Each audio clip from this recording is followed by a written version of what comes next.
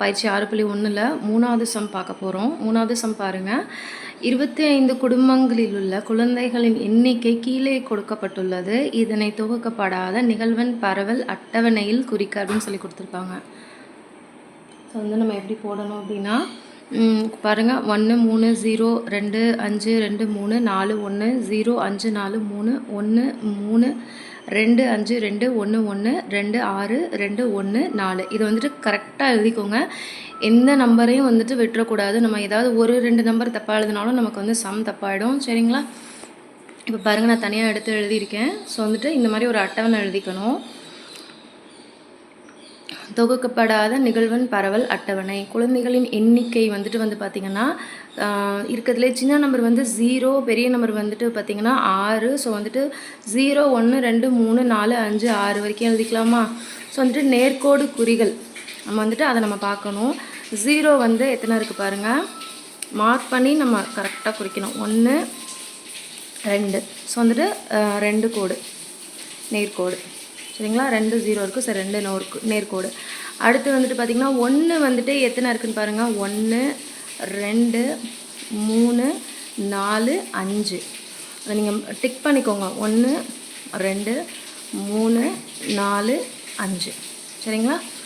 இப்போ அதை எப்படி எழுதணும் அப்படின்னா 1 2 3 4 5வது வந்துட்டு நம்ம இந்த க்ராஸில் போடணும். இன்னொரு ஒரு 1 இருக்குது. ஸோ அது வந்துட்டு 1.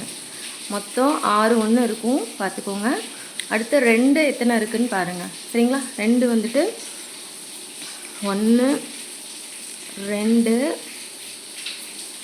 3 4 5 6.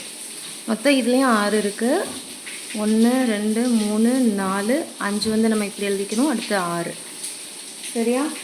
அடுத்து பார்த்திங்கன்னா அடுத்து 3 வந்துட்டு பாருங்கள். 3 எத்தனை இருக்குன்ட்டு 1 2 3 4 மொத்தம் 4 3 தான் இருக்குது, பார்த்துக்கோங்க.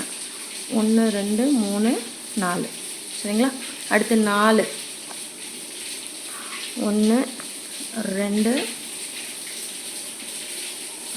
3. ஸோ வந்துட்டு 4 வந்துட்டு 3 4 இருக்குது. 1 2 3. அடுத்து 5 வந்துட்டு எத்தனை டைம் வந்திருக்குன்னு பாருங்கள். 1 2 3. ஸோ 5 வந்துட்டு 3 இருக்குது. 1 2 3. சரிங்களா? அடுத்து 6 பாருங்கள். 6 வந்துட்டு நமக்கு 1 டைம் இருக்குது. ஸோ வந்துட்டு இதெல்லாம் வந்துட்டு இங்கே கூட்டி எழுதணும். ஸோ அந்த நிகழ்வெண்ணில். ஸோ இங்கே வந்துட்டு பார்த்திங்கன்னா 2 இருக்குது. இங்கே இது 5 1 6. இதுவும் 5 1 6.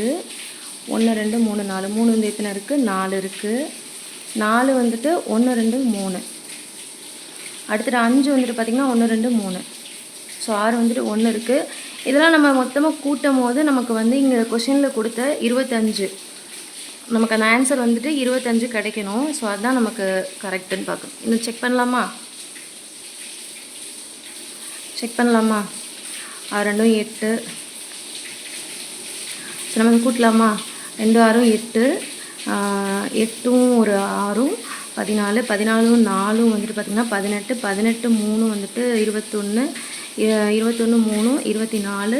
24 + 1 25. ஸோ நமக்கு வந்துட்டு ஆன்சர் வந்துருச்சு. கரெக்ட். சரிங்களா? ஈஸியாக இருக்கா? நீங்களும் ட்ரை பண்ணி பாருங்கள். தேங்க்யூ ஃபார் வாட்சிங்.